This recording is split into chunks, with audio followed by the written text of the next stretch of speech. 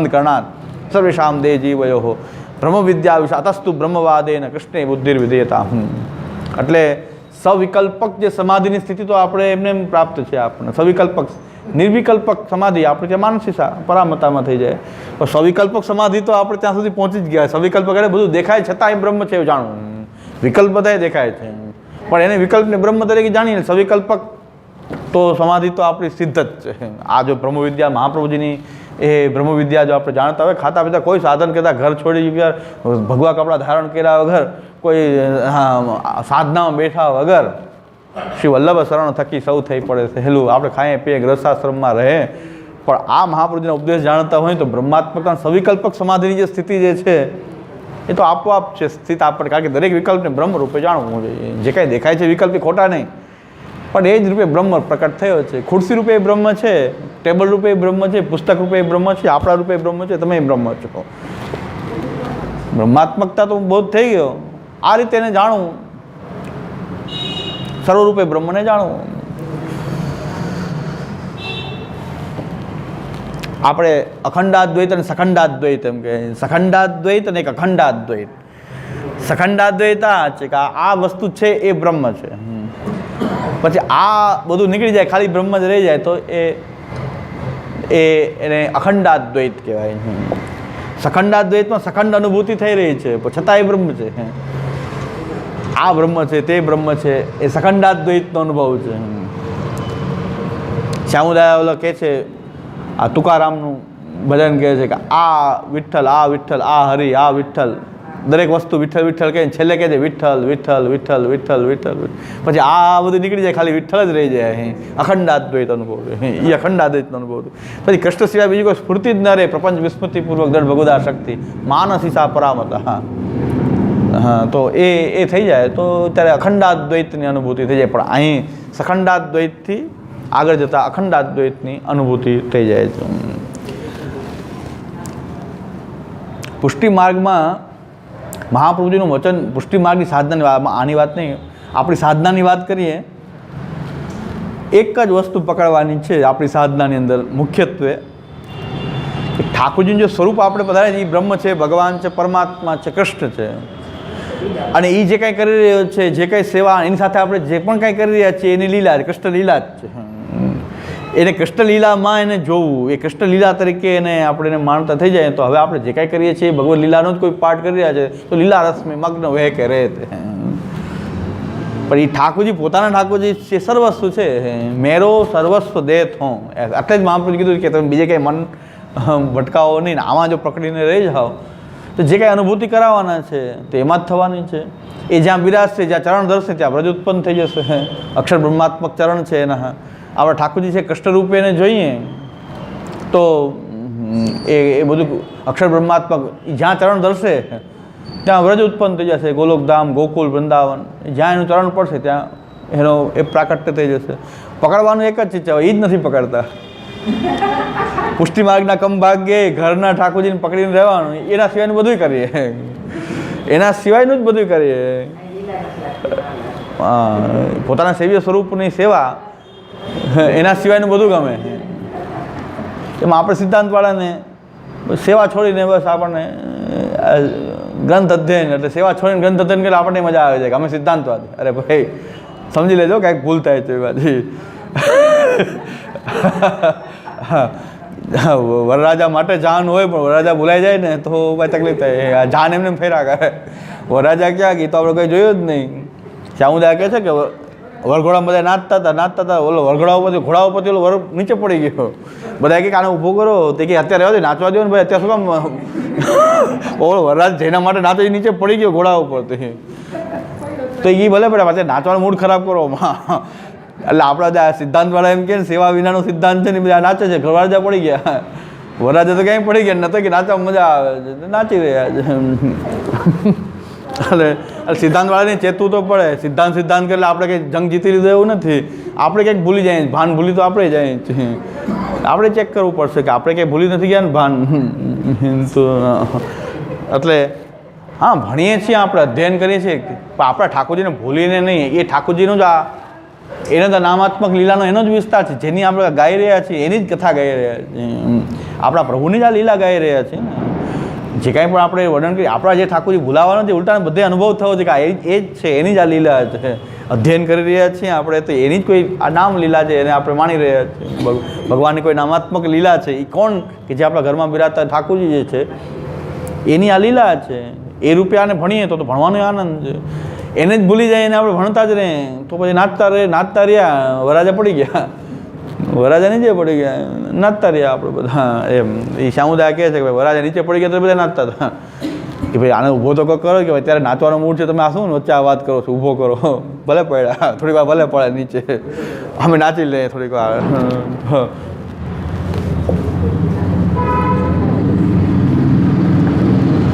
એટલે નામ લીલા આ રીતે ભગવાનની જે કંઈ રૂપ લીલા છે, નામ લીલા છે, એ બે આપણા પ્રભુની જ લીલા છે. એ સર્વરૂપે જેમ અનંત મૂર્તિવાળો બ્રહ્મ જે છે એમ નામલીલામાં પણ એની અનંત મૂર્તિ છે. અનેક પ્રકારની ભાષાઓ મહાપ્રભુજી કખગથી સ્ટાર્ટ કરે છે. મહાપ્રભુજી કે આ કખગગ શું છે? એ બ્રહ્મ જ કખગગ જે છે એ પણ બ્રહ્મરૂપે વર્ણન થયું, એ બહાર પ્રકટ થયો છે. એટલે એ આવે છે તસ્ય અંશાનામપી પૂર્ણતા.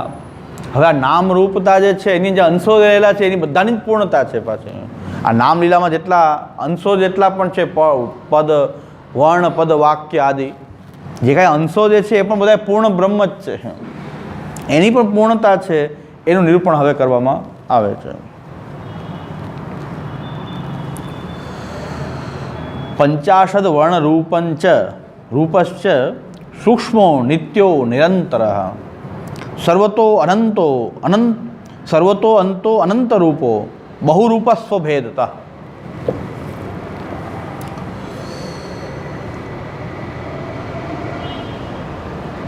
પંચાશદ વર્ણ રૂપશ્ચ, આ 50 વર્ણ જે છે એનું આગળ નિરૂપણ છે. 50 કેવી રીતે?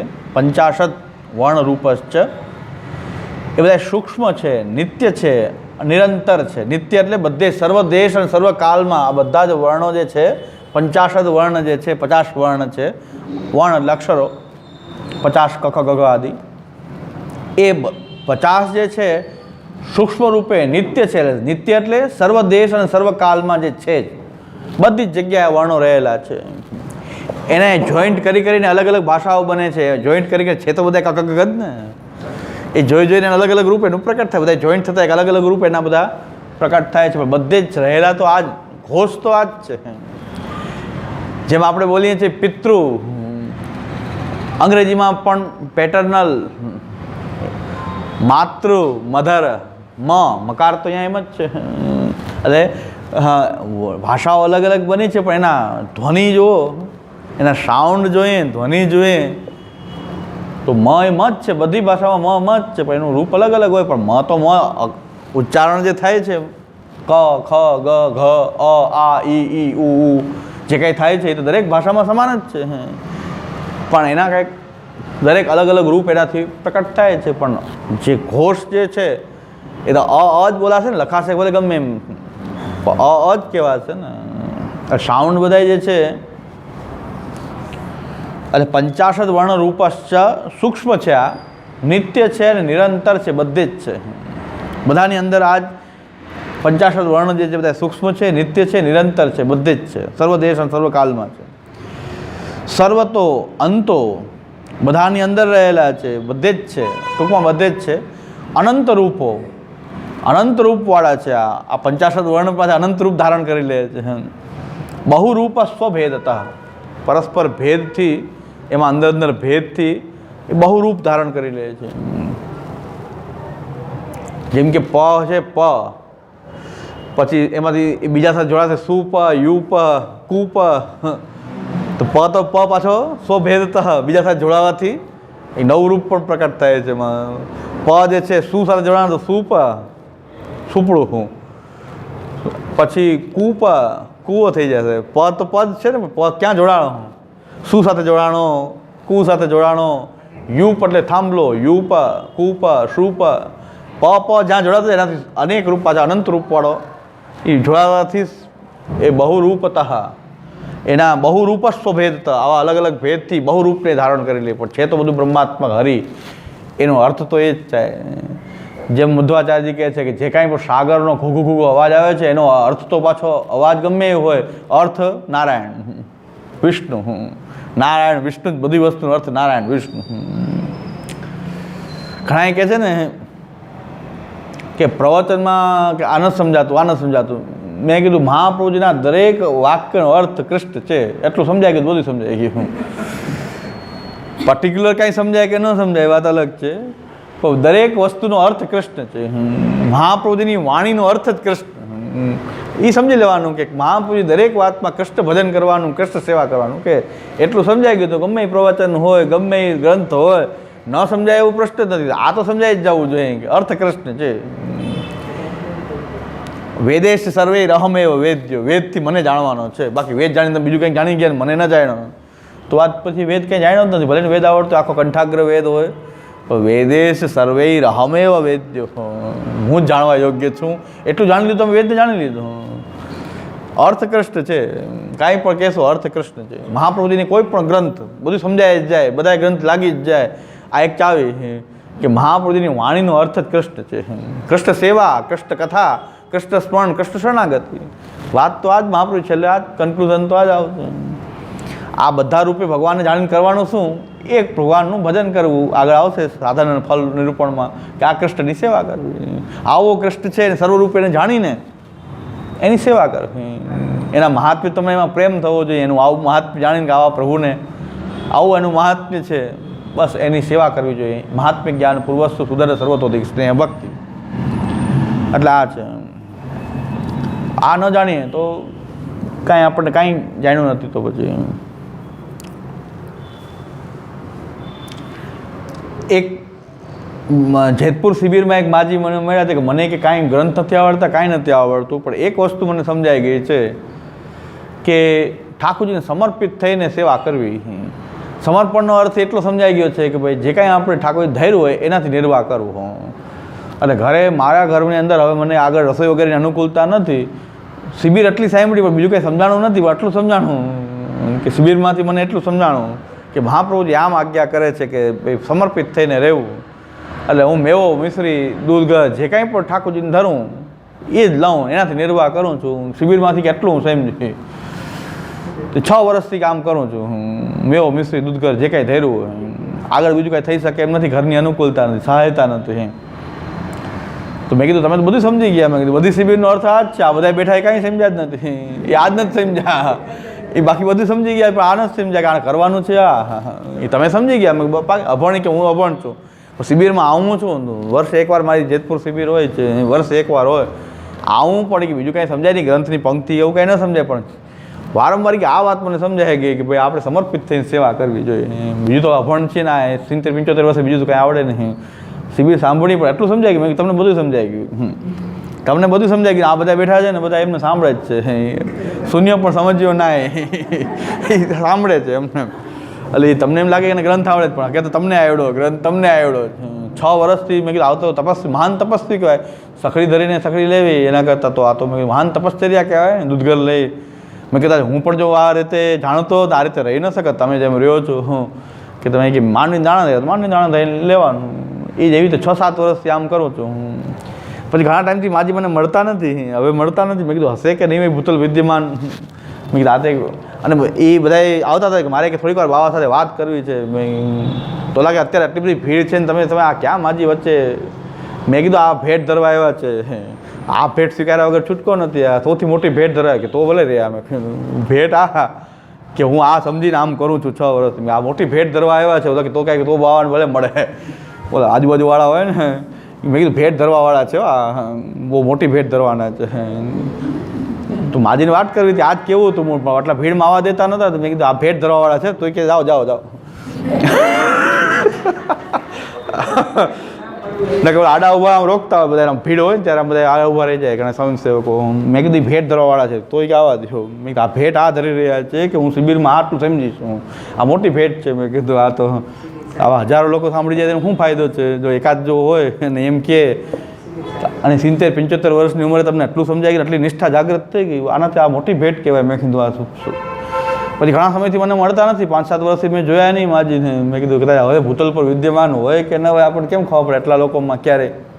હમણાં મારે સુરત જવાનું થયું ત્યારે મને એક વૈષ્ણવ કીધું કે અમે મારા છોકરાનો સંબંધ કર્યો એ ગામમાં, એના કે ગઢા સાસુ જે છે એ 7 વર્ષ સુધી દૂધઘર ઉપર રહ્યા અને અત્યારે સાંકળી ધરે છે. મેં કીધું એમ ક્યાં ગામ? કે સાંકળી. મેં કીધું પાકું. તો એ જ મેં કીધું મને મળ્યા, એ જ માજી છે. તમે તમારા ભાગ્ય. મેં કીધું કે તમે અહીંયા સંબંધ કર્યો. એટલે એના દાદીજી થાય કે અમારા છોકરાના દાદીજી સાસુ થાય. અને એ જે છે 6-7 વર્ષ દૂધઘર ધરી રહેતા, હવે સાંકળી ભોગે ધરે છે. મેં કીધું બહુ સારી, ઠાકોરજી કૃપા કરે જ છે. પણ 6-7 વર્ષ આમ રહ્યા. મેં કીધું આ જ મારી હજી વિદ્યમાન તો છે. મેં ક્યારેક મળવાનું થાય, કોન્ટેક્ટ મળી ગયો મને કે આના કોન્ટેક્ટમાં છે. એ લોકો સંબંધ ત્યાં કર્યો એને મને માહિતી આપી. મેં એકવાર મળ્યા, પછી મળ્યા નથી ક્યારેય. પણ એણે કીધું હું આવું સમજી. મેં મહાપ્રભુની વાણીનો અર્થ જ આ છે, સમર્પિત થઈ કૃષ્ણ સેવા કરવી. અમે કદાચ ન સમજાય, તમે જેટલું સમજ્યા એટલું અમે નથી. પણ તમે સમજી ગયા, પૂરેપૂરું બધી સમજી. હવે કાંઈ જરૂર નથી સાંભળ્યા કરો. પણ ન સમજાય તો કંઈ ચિંતાની વાત નથી, આ જ સમજવાનું હતું. એ મહાપ્રભુ આ બધું બતાવે છે, બધી રૂપે કૃષ્ણને બતાવે છે, બ્રહ્માત્મકતા બતાવે છે. પણ એ બ્રહ્મવાદેન કૃષ્ણે બુદ્ધિર્વિધીયતામ, આ બ્રહ્મવાદથી કૃષ્ણમાં આપણે બુદ્ધિ સ્થાપિત કરવાની છે કે આવો કૃષ્ણને એની આ બ્રહ્માત્મકતા આવી છે, બુદ્ધિ કૃષ્ણમાં સ્થાપિત આ રીતે કરી દેવી જોઈએ કે પ્રેમ એમાં થઈ જવો જોઈએ, તો આપણું કાર્ય સિદ્ધ થઈ જાય. એટલે 50 વર્ણરૂપશ્ચ સૂક્ષ્મો નિત્યો નિરંતર સર્વતો અંતો અનંત રૂપો બહુરૂપ સ્વભેદતા. 50 વર્ણરૂપશ્ચ, આ 50 જે છે વર્ણરૂપ જે છે એ બધા સૂક્ષ્મ છે, નિત્ય છે. સર્વ દેશ અને સર્વકાલમાં સ્થિતિ હોય એ નિત્ય કહેવાય. જે સર્વ દેશ અને સર્વકાલમાં હોય એ નિત્ય હોય. નિરંતર બધાની અંદર સર્વત્ર છે. સર્વતઃ અંતો બધાની અંદર અનંત રૂપવાળો છે. બહુરૂપ સ્વભેદ, અને એનાથી અનેક રૂપ પ્રકટ થતા, બહુરૂપ થાય, એના ભેદોથી બહુરૂપ પ્રકટ થઈ જતા હોય છે. પણ છે તો બધા જ બ્રહ્માત્મક છે. 16 સ્વરાહા, અ ઈ જે છે એ 16 સ્વર છે, 16 સ્વર. ત્યાં 25 સ્પર્શાહા, સ્પર્શ વ્યંજનો જે છે એ 25 છે. યાદય અષ્ટૌ, યરલવ આદિ, ઉષ્માક્ષર, અંતસ્થન ઉષ્માક્ષર, શ. તો એ 8 જે છે એ યાદય અષ્ટૌ, ક્ષકાર અંતિમ, ક્ષકાર ક્ષ એટલે એ કેવી રીતે બને છે? તો એ ક અને શ, ક્ષ થઈ જાય. અને ક્ષકાર જે છે પાછું ઉપલક્ષણ છે જ્ઞનું પણ, જ્ઞ. ગુજરાતીમાં જ્ઞ બોલે, અમે લોકો જ્ઞ બોલીએ. હા, અમે લોકો જ્ઞ બોલે, ગુજરાતી લોકો જ્ઞ બોલે છે. ઘણા જ બોલે છે, ગને જ પણ બોલે. પણ એનું ઉપલક્ષણ ક્ષ જે છે એ ગને પણ એમ જ સમજી લેવું, જ્ઞને પણ એમ સમજી લેવું. સંધિ અક્ષરત્વેપી પૃથક ઉપાદાનમ ભિન્ન શ્રુત્યા. આ સંધિ જે અક્ષરો જે છે આ સંધિ અક્ષર કહેવાય. ક્ષ અને જ્ઞ એ પૃથક ઉપાદાનમ ભિન્ન શ્રુત્યા, એનું શ્રવણ ભિન્ન થાય છે એટલે એ જુદો છે. બાકી એ છે સંધિ અક્ષર. જ્ઞક્ષરસ્યાપી ઉપલક્ષક, જ્ઞ જે છે એ ક્ષરસ્ય, ક્ષરનું ઉપલક્ષક છે જ્ઞ પણ. અત્ર અવાંતર ભેદા બહવ સંતિ. આના અવાંતર ભેદો તો બધા ઘણા બધા થઈ જાય છે. ક્વચિત ચતુષ્ષષ્ટિ વર્ણા, કોઈ કહે છે કે 64 છે વર્ણ, 64 થઈ જાય. કોઈ કહે છે 63, 63 કહે છે. ક્વચિત 150, 51 કહે છે. કોઈ 250, કોઈ 52 કહે છે. આવા બહુ ભેદ છે દરેક ભાષા. એમ કે કોઈ આમ વર્ણન કરે, કોઈ આમ વર્ણન કરે. તથાપિ મુખ્યો માતૃકા વિદ્યાયામ સિદ્ધ પક્ષ પરિગ્રહિત. તમારી માતૃકા વિદ્યામાં જે રીતે પક્ષ ગ્રહણ કર્યો હોય એ બધું સાચું. મહાપ્રભુ બધું સાચું છે. 51 સાચા, વિવાદ કરીને 51 જ સાચા, કોઈ 52 જ સાચા, કોઈ 64 વર્ણવાળો સાચો. મહાપ્રભુ બધા સાચા. હરિ આ રીતે અલગ રૂપથી પ્રકટ થયો છે. મૂળ તો બધા સાચા જ છે, પણ તમારી માતૃકા વિદ્યામાં જે પક્ષ ગ્રહણ કર્યો હોય એમ તમારે માનવા, એટલા માનવા. આપણે 16 સ્વર કહીએ, અંગ્રેજીમાં 5 જ કહીએ તો AIOU, અહીંયા 5 જ છે સ્વર. સ્વર 5 જ બતાવે, હોઈ શકે, કાંઈ વાંધો નહીં. આપણે 16 કહીએ છીએ, હોઈ શકે. એવું નથી કે સંસ્કૃત જ સાચું છે. નામ લીલામાં બધા આવી જશે, બધી ભાષા આવી જાય. યાવની ભાષા પણ આપણે બ્રહ્મરૂપ તો એમ ન કહેવાય ને. યાવની ભાષાઓ પણ આપણે એમ ન કહેવાય કે બ્રહ્મરૂપ નથી એટલે અંગ્રેજીમાં બ્રહ્માત્મકતા નથી, અંગ્રેજીની એમાં આપણે ના કહી શકીએ, કારણ કે એમાં પણ એ પાંચ જ માત્ર એની માતૃકા વિદ્યામાં 5 જ સ્વર છે, એ ઈ આઈ ઓ યુ. તો એમાં એમ હોઈ શકે આપણે 16 સ્વરો છે. તથાપિ મુખ્યો માતૃકા વિદ્યાયામ સિદ્ધ પક્ષ પરિગ્રહિત વર્ણાશ્ચ, જેટલા પણ અક્ષરો છે આ વર્ણ જે છે એ નિત્યાહ વ્યાપકાહ, એ નિત્ય છે, વ્યાપક છે. સર્વેષુ અપી દેશેષુ નિરંતરાહ, બધા જ દેશની અંદર એ રહેલા છે એટલે નિરંતર છે. અનભિવ્યક્ત સ્થાનેષુ અપી વિદ્યમાનાહ, જ્યાં અભિવ્યક્ત નથી થતા ત્યાં પણ વિદ્યમાન તો છે જ. હજી બોલ્યા નથી પણ હજી કહો તો છે તો ખરો. હવે કે છે હવે ભગવદ્રૂપતા કેવી રીતે બતાવે છે, બ્રહ્માત્મકતા કેમ બતાવે છે, શબ્દથી મહાપ્રભુ કહે છે ભગવાન ઇવ સર્વત્ર અંતર્યુક્તા અનંત રૂપાશ્ચ. ભગવાનની જેમ એ સર્વત્ર અંતર્યુક્તા, એ સર્વશક્તિયુક્ત છે, સર્વત્ર અંદર રહેલા છે બધે જ. જેમ ભગવાન બધે રહેલા છે, એમાં શબ્દ પણ બધે જ રહેલા છે, આ વર્ણો પણ બધે જ રહેલા છે, અને અનંત રૂપવાળા છે. ભગવાન અનંત રૂપવાળા છે ને બધાને અંદર પણ છે. તે જ સ્વભાવત એવ બહુરૂપા, એ સ્વભાવથી મિથ્યા નથી, બહુરૂપ થવું એ મિથ્યા નથી, સ્વભાવથી જ છે, અનંત રૂપ થઈ જાય છે. અને રૂપ તો ભગવત્વ મુક્તમ, અને એનું રૂપ તો ભગવદ રૂપપણું જ છે. જેમ ભગવાન અનંત રૂપ છે, સર્વત્ર છે, સર્વશક્તિયુક્ત છે, આ વર્ણો પણ એવા જ છે, કારણ કે ભગવાન જ છે. વર્ણ રૂપથી પ્રકટ થયેલા ભગવાન એ આ નામ સૃષ્ટિ છે. ભગવત પ્રતિપાદનાય વિશેષમ આહ વર્ણ ઇતિ વર્ણ પદમ તથા વાક્યમ તસ્ય નામત્રયમ મતમ દ્વયમ ચા વિકૃતમ લોકે વેદે સર્વમ સ્વયં હરિ. વર્ણ પદ અને વાક્ય તસ્ય નામત્રયમ મતમ, આ નામ જે છે એ 3 રૂપથી પ્રકટ થાય છે, વર્ણ પદ અને વાક્યથી. નામત્રયમ આ 3 રૂપ છે એના. અને દ્વયમ ચા વિકૃતમ લોકે વેદે સર્વમ સ્વયં હરિ.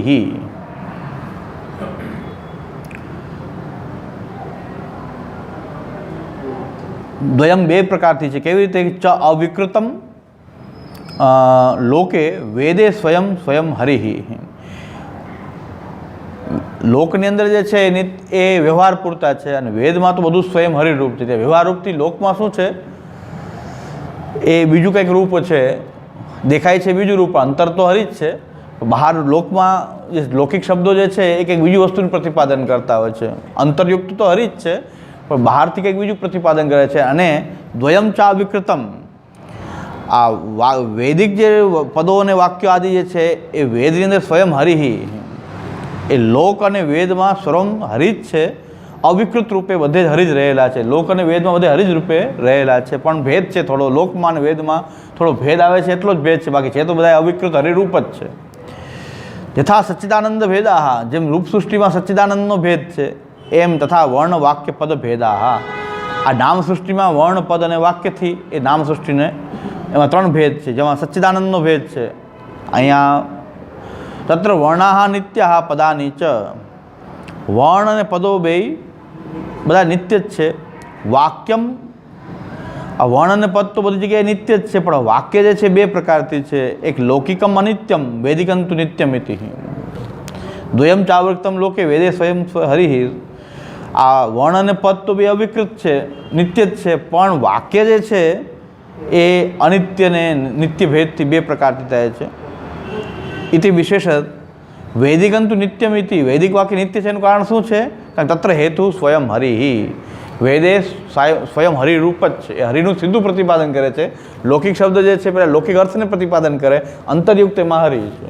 એમને વેદમાં તો ડાયરેક્ટ હરિનું જ પ્રતિપાદન થઈ રહ્યું છે, એટલે એ સ્વયં હરિ જ છે. ત્યાં તો લૌકિકમાં આટલો એક ગેપ આવે છે, પેલા લૌકિક અર્થ પ્રકટ કરશે અને બહુ વિચાર કરશો અંદર તો એ હરિ તો વિરાજ જ છે, અને અહીં તો પ્રકટ જ હરિ. વેદમાં તો એ પ્રકટ હરિરૂપ જ છે. આટલો ભેદ છે વાક્યમાં, આટલો ભેદ છે. પદ અને વર્ણ બધી જગ્યાએ નિત્ય છે, વેદ ના હોય કે લોક ના હોય. અહીં સુધી રાખીએ, બરાબર. આમ જોઈએ તો પેલા લક્ષ્યાર્થ, વાચ્યાર્થ અને વ્યંગ્યાર્થ, વ્યંજના શક્તિ, પેલી લક્ષ્ય લક્ષણા. લક્ષણા લક્ષણા શક્તિ વ્યંજના શક્તિ અને વાચ્યાર્થની વાચ્ય શક્તિ વાચ્ય શક્તિ એ રીતે કરીએ તો પાછો લક્ષ્યાર્થ તો હરી જ થઈ જાય. ભાઈ હરી થઈ જાય, લક્ષ્યાર્થ હરી થઈ જાય ડાયરેક્ટ વાચ્યાર્થ, વેદમાં તો ડાયરેક્ટ વાચ્યાર્થ રૂપ જ હરી છે. આ આપણે લક્ષણાથી જોશું દરેક વસ્તુ લક્ષ્ય પાછું હરીને જ બતાવે, ડાયરેક્ટ બીજો અર્થ નથી, પણ મૂળ લક્ષ્યાર્થ જોઈએ તો હરી જ થશે પાછું. આ પછી શબ્દની પાછી શક્તિ છે એવા છે, આ વ્યંજના, લક્ષણા, અભિધા, એ આગળ આવશે, બધું આવશે. આ નામ સૃષ્ટિનું સંપૂર્ણ નિરૂપણ શ્રી મહાપ્રભુજી કરે છે કે શું શું છે આ બધું એમ. એટલે આ સર્વણીને કંઈક એવું છે, આ બધું જ છે, સર્વશાસ્ત્રનો સંગ્રહમાં બધું આવી ગયું. આ સર્વણીને આવો ગ્રંથ છે કે આપણને બધું જ માહિતી મળી જાય. આ જાણતા હોય ત્યારે એમ લાગે આપણે બધું જાણતા, કે ઓરિજિનલ વસ્તુ ન જાણતા વેદની, કે આને જાણવાથી આપણને બધું પ્રકાશ થઈ જાય છે. એટલે આ સર્વણીને એવો ગ્રંથ છે આપણો આ. અને શ્રી મહાપ્રભુજી ન હોય તો આપણે શાસ્ત્રમાંથી એટલું બધું તારણ કાઢી શકત જ નહીં. આપણે શાસ્ત્ર જોવાનું આપણું સામર્થ્ય હતું નહીં. આ કલિકાલનું આપણું આયુષ્ય ટૂંકું અને બીજા ખટપટ કેટલી બધી વધારે કલિકાલમાં, આપણે કામ કેટલા વધારે. હવે એમાં આપણે આટલા શાસ્ત્રો નિચોડ કરીને આ આપણે મહાપ્રભુજી કૃપા કરીને આપણે રેડીમેડ, આપણને બધો પરિશ્રમ આપણે આપશ્રી કર્યો, આપણે રેડીમેડ મટીરિયલ. હવે લોકો શું કહે છે, સર્વને અઘરું પડે છે. મેં કીધું આ અઘરું આ નથી પડતું, આ ન હોત તો કેટલું અઘરું હતું. આ છે સહેલું છે. હા, ધીરે ધીરે જેટલું આપણે આને વારંવાર આવર્તન કરીએ એટલું વધારે વધારે આપણને પ્રકાશ થતો જાય. મને એમ થાય છે કે મેં પહેલાં ભણાવ્યું છે, હું બરાબર સમજો તો ન સમજો, મને શંકાસ્પદ લાગ્યા કરે, કારણ કે દર વખતે આપણે એનો અર્થ વધારે સ્પષ્ટ થતો જાય. આપણે મોટા આપણને જ એમ થાય કે વધારે સ્પષ્ટતા આપણને થઈ એમ, ત્યારે આપણે એમ લાગતું કે આપણે એ જાણતા એ લેવલે આપણને એમ લાગતા કે બરાબર છે, કારણ કે આપણે મૂળ તો ટેક્સ્ટથી બહાર જતા નહોતા. એટલે બીજું કંઈ અન્ય પ્રતિપાદન થવાની કંઈ આવશ્યકતા નથી, પણ આપણને મનમાં એમ થાય કે આપણને પહેલાં સંતોષ થયો કે ન થયો એ આપણે હજી નક્કી ન હોય. પણ જેમ જેમ આપણે એને વારંવાર આવર્તન કરીએ, સાવ લે જ નહીં અને અડીએ જ નહીં, કમસે કમ આપણી પાસે અર્થ મોજૂદ છે, પ્રકાશ ટીકા મોજૂદ છે, એની બહાર તો આપણે જતા નથી, એની બહાર તો આપણે ગયા જ નથી પહેલેથી કે અત્યાર સુધી. એટલે અનર્થ પ્રતિપાદન નથી થયું, પણ આપણને જે અંદરથી સંતોષ થવા માંડે, જેમ જેમ આગળ આગળ કરતાં આપણને સંતોષ થવા માંડે કે હવે કંઈક આપણે બરાબર થોડું ઘણું સમજાય છે, થોડું ઘણું સમજાય છે, વધારે તો સમજાતું નથી, એ થોડું ઘણું સમજાય છે. પણ દ્રઢૈન ચરણ કે ભરોસો, દ્રઢૈન ચરણ શ્રી વલ્લભ નખ ચંદ્ર છટાવીનું, સબ જગ માં જ અંધેરો ભરોસો, દ્રઢૈન સાધન ઓર નહીં આ કલી में जासु होय निवे, सूर्य का कहे द्विदयांधरो, बिना मोल को चेरो भरोસો, દ્રઢૈન ચરણ. વિદ્વાનો એમ દાવો